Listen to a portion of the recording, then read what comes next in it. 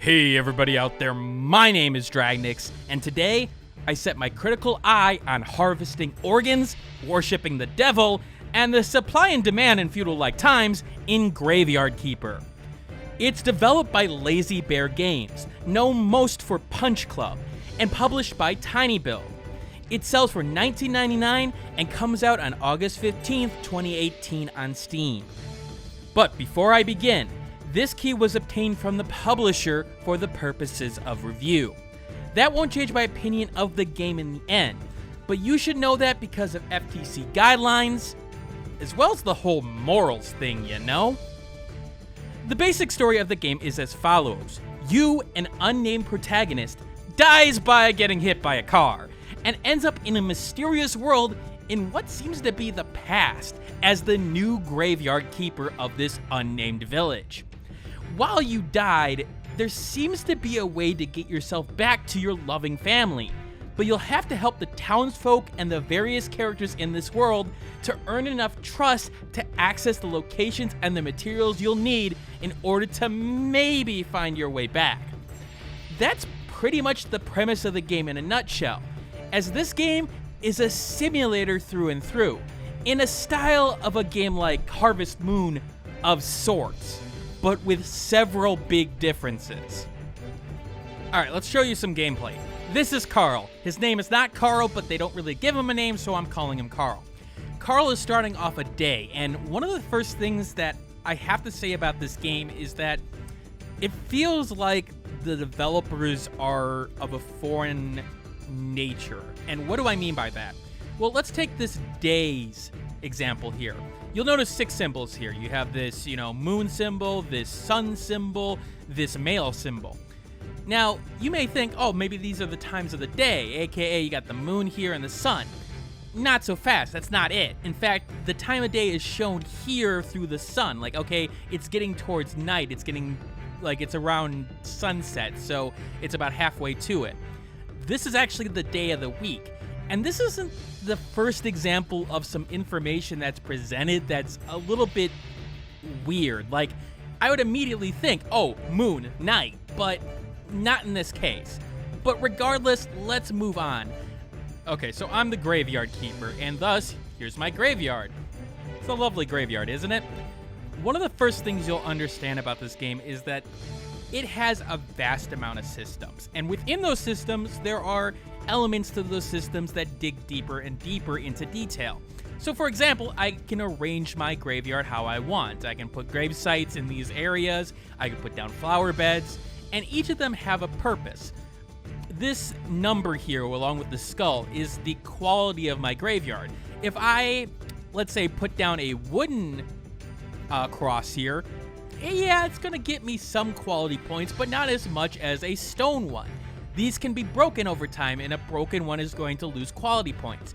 And you want to keep your graveyard at a high quality because that attracts more people, it attracts more donations at your church, I believe. Don't quote me on that. And in order to open the church, you needed to have this of a certain quality. Now, quality has a very good amount of different elements to it. Like I mentioned before, the quality of the gravestone, but even the quality of the corpse. So if I were to take this gravestone off, let me just show you. I'm gonna take the gravestone off. You'll notice that these two graves, even though they look almost exactly similar, one's a -1 and one's a -3. Well, what's up with that? Well, that's because there's the quality of the corpse. Yes, the corpse. The corpse can be, okay, maybe it's damaged because, the person had their head chopped off. Or maybe a certain graveyard keeper tried to extract organs from it and didn't exactly do a great job. And maybe they noticed that along the way. So, you have the choice of, okay, let me try to just put a really good corpse in the ground, or maybe I put a really crappy corpse in the ground. Maybe I focus on selling the body parts off and getting all the body parts I can and just sort of waste the graveyard away and maybe let the flowers, bring up its quality. There are a lot of choices in this game, and I have to admit, it can be overwhelming at times. There is a shit ton to do and a shit ton of different elements to it. So, like, for example, I have a farm here. I can, do some farming. Okay, great. Maybe I don't want to do farming. Well, hold on a second. I do need to do some kind of farming or earn some kind of money because the donkey who brings the corpses at some point says, hey, I'm not going to bring you corpses for nothing. Feed me carrots and I'll bring you corpses. By the way, the donkey can talk. Now, note, there seems to be multiple ways of doing things. For example, with the donkey, yeah, I can pay him with carrots. Although there also seems to be an option to give him oil of some sort to help him push the cart. Now, whether or not that would necessarily help me in terms of, okay, maybe I don't have to pay that fee every time, I'm not sure yet. But there are a couple of choices like that in the game with other NPCs. So it seems like it has a lot of flexibility for the play style you want to play, but you do have to have a foot in every element of the game. You have to buy some carrots, or you'll have to, go find that oil. You'll have to spend money in town. And I like that. I like the fact that you have to be involved in all these different elements, because just focusing on your grave isn't necessarily going to push you to success. Now, one of the biggest complaints I have about the game, and you're probably noticing it right about now, the distance you have to walk. Let's say if I want to go to the astronomer. Okay, let's go to the astronomer, shall we? And my voice is giving out a little bit. I apologize for that. But you'll notice that things are taking a little bit. Now, with simulators, you do have a little bit of time. You want to waste time in terms of, okay, simulate the time going from one day to another. But this game feels a little bit ridiculous at times in terms of some of the stuff that you have to do. Like, at one point in the game, I didn't know exactly what these symbols meant. They didn't really explain them very well. And so I didn't know that there were certain people that you can see on certain days. And so I kept on coming all the way here to the astrologer to try to find him, and found that, okay, no, he wasn't there that day. He wasn't there that day. And finally, with I think an update, they put in the symbol over these guys, and it's like, oh, that makes a lot of sense now. So yeah, there are some little catches like that that will take a little bit of while to understand. But I also don't like how you have to waste time in this game at times. The energy meter, for example, it doesn't feel necessary, to be honest with you. Yeah, you run out of energy in certain cases and you can't do anything, but all you do is just go back home. Yeah, the day may move on and you may have to wait, but that's the thing. There doesn't seem to be really big time bounds in this game in terms of, oh, you have to succeed by this time. Yeah, you may have to do it the next time around, but okay, what's the point of waiting around? I do question the viability of the energy meter here, and especially because it just feels like it hinders me more than it helps me and helps the game design. I will say that when it comes to the game's skills in terms of the different areas, yeah, there are some things that you would expect at a simulator. The farming portions, the mining portions, and things like that. But the corpse portion, the actual graveyard keeping, yeah, we've seen simulator types like that before, but it does feel a little bit unique, especially the body portion. And I do like how it tried to add a little bit of the morality element into the game, but that ultimately, I don't necessarily want to say it failed, but it didn't necessarily have the effect that I would want it to. I will say, when it comes to the in-game storytelling, I do like the fact that the town uses you. And I know that sounds a little bit weird, but the fact is that one of the things that always bothers me about the simulator type games is that NPCs, yeah, they ask you for something, but it feels like they are there to just ask that for you. Here it feels like the person is actually sort of demanding it of you because you're new to town and they're trying to take advantage of you, and that, yeah, they really want this out of you, but they're willing to work with you to do it. Something about the way that they're sort of blunt about it really, really works. Now let's talk about the skill trees. As I mentioned, there are a lot of skills in this game. There are 7 skill trees, although technically the cookery one, it's just recipes you find. So, for example, smithing. There's a bit of skills here. There's a bit of farming skills. There's a bit to do, and I feel like somebody who really wants to spend a lot of time with it and upgrade their character to the most, the greatest character that they could, they're gonna have fun with Graveyard Keeper. Now, with that said, it was a little bit confusing at first in how to skill up portions of it. For example, you'll notice that I'm chopping down some trees here, and I'm getting some red and green elements. These are how I'm going to upgrade things. And early in the game, you'll notice that you're getting a lot of red and green, but you're not getting any blue. And you're like sitting there going, okay, blue points represent your spiritual knowledge of the immaterial world. Okay, that seems to be... What is the immaterial world? Is that ghosts? Is that corpses? Well, it has to do with the study of things. Yeah, study of things. Let me explain. Once you get the church in question, you can go down into the basement, go to the study table, and once you get, a certain amount of faith points and a certain amount of study points, you can research things. And studying certain things will get you these, if I study nails, I'll get this red points. I'll get green points if I study carrots. And if I study the bone, I'll get the blue points. If there's another way to get blue points right now, maybe if I sell off the body parts, I don't know. I haven't figured that out. And considering that you need points of each quality, that became a little bit annoying in terms of how do I get it? How do I get those blue points? Point me in that direction, game. Again, the game doesn't do a very good job of directing the player, and you can feel a little bit lost. It wants you to search the game out and do your own thing and figure out, okay, how do you want to play? But push me in that general direction a little bit. Give me a little bit of help, because right now, it took me a while to figure out exactly what you wanted me to do. Like, it took me a shit ton of time to figure out, oh, hey, how do I get iron? How do I get these, okay, I mine it from somewhere, and at one point, one of the NPCs said, oh, go to the swamp. Well, the only swamp I had seen at that point, or the one that I noticed, was down here. And the swamp in question, I saw some, mines down there, so I was like, how do I get down there? And I spent time trying to get down there, and there seemed to be something in the way, so I wasn't able to get down there.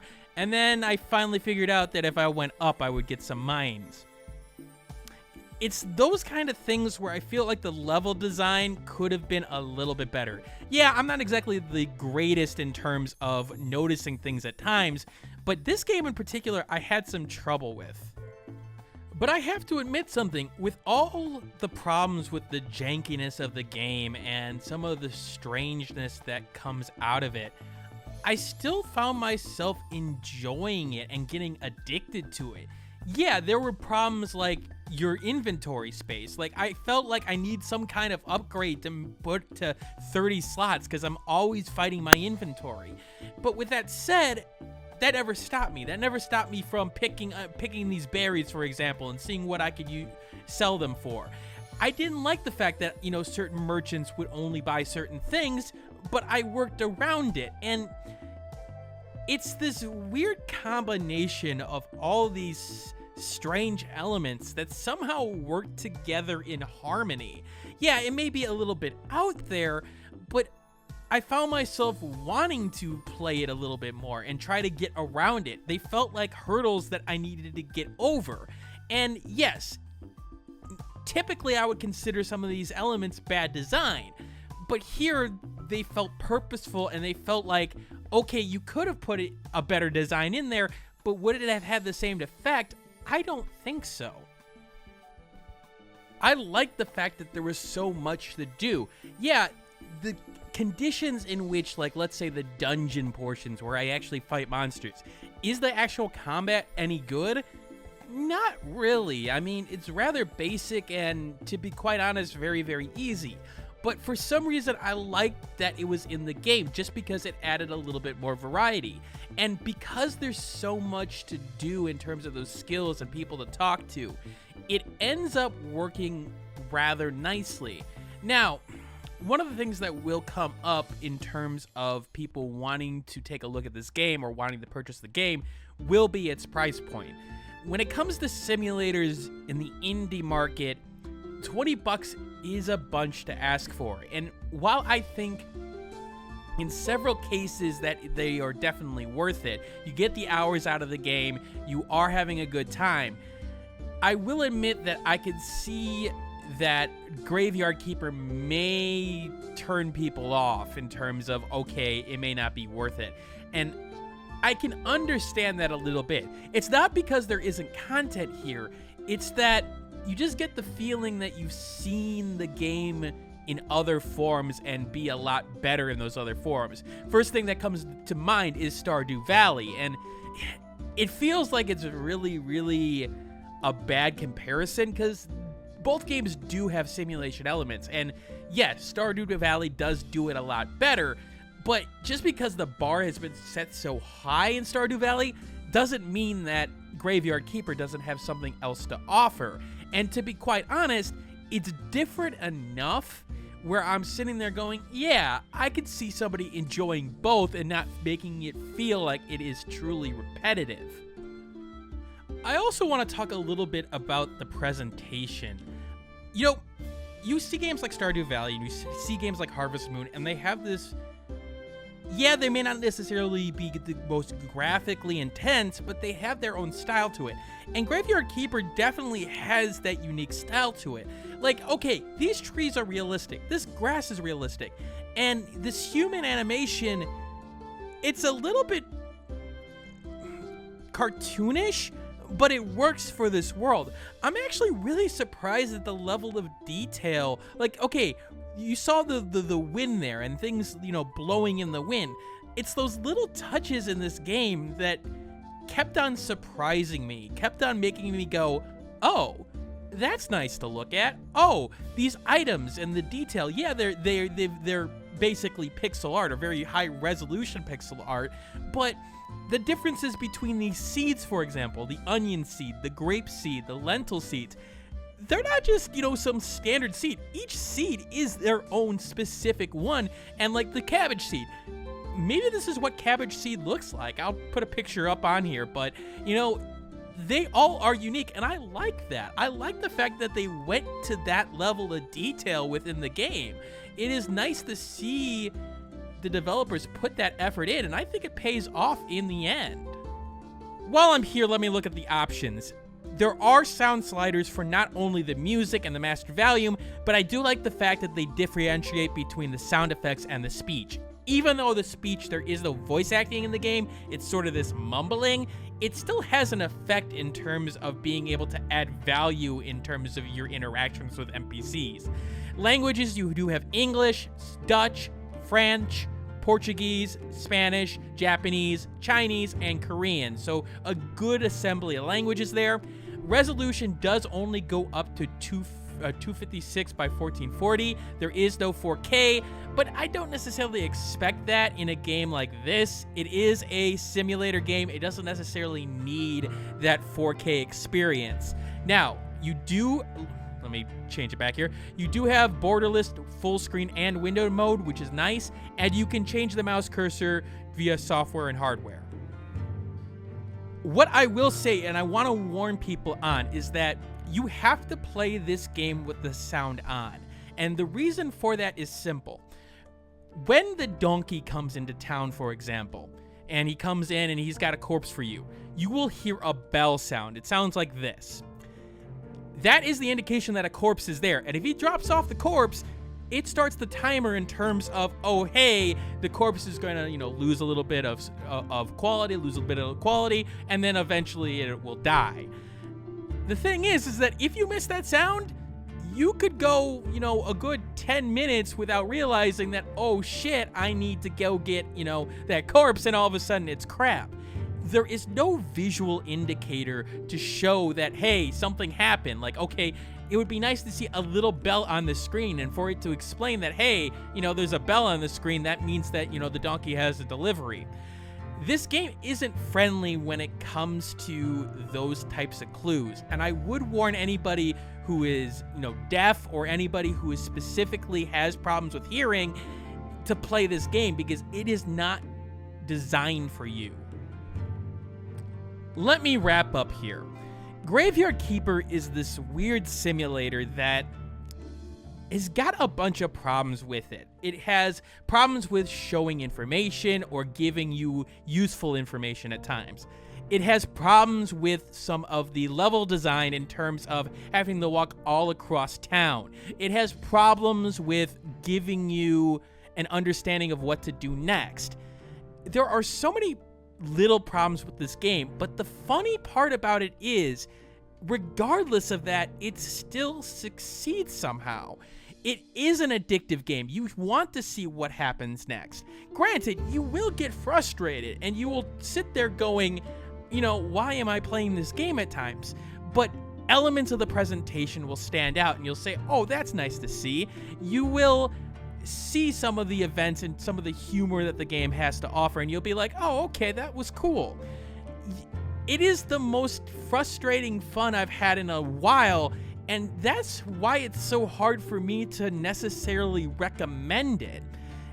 But I only recommend that for simulator players. If this is not your genre, if this is something that you play like here and there, but you don't necessarily play it all the time, then this is not the game for you, because this is not going to be the style of gameplay or, that sort of gateway into more simulators, because it's got too many problems with it for normal players. And I don't mean that simulator players are, strange or anything, but people who aren't used to the genre, there's going to be too many inconsistencies for you. But for simulator players, yeah, this could definitely work for you. This could be the kind of game where you're sitting there going, yeah, it's a little off, but it's so unique in its being off that you will enjoy it in the end. I know if I had more time and I wasn't covering more things, I would probably play it to the end. However, I will go on record saying that the start of the game and the middle of the game, even though it introduces more mechanics and has more to do, it doesn't necessarily go out there in terms of really change up the gameplay. What you get at the start is what you get at the end, so I probably won't play the game through. I know this video format was a little bit different from normal, and I would love your guys' feedback on it, because yeah, I know it was a little bit more all over the place, but in terms of coverage of games on this channel, I do want to get you guys some more coverage. And even though this is definitely of a lesser quality compared to my first impressions videos, my full first impressions, as well as my full reviews, which I would still do, it would allow me to do a little bit more and expose you guys to more games. So if you want more content like this, put your comments in the comment section below. Put any kind of comments in the comment section below. Anyway, this is Dragnix signing out, and I hope you have a wonderful day. And as always, keep on gaming.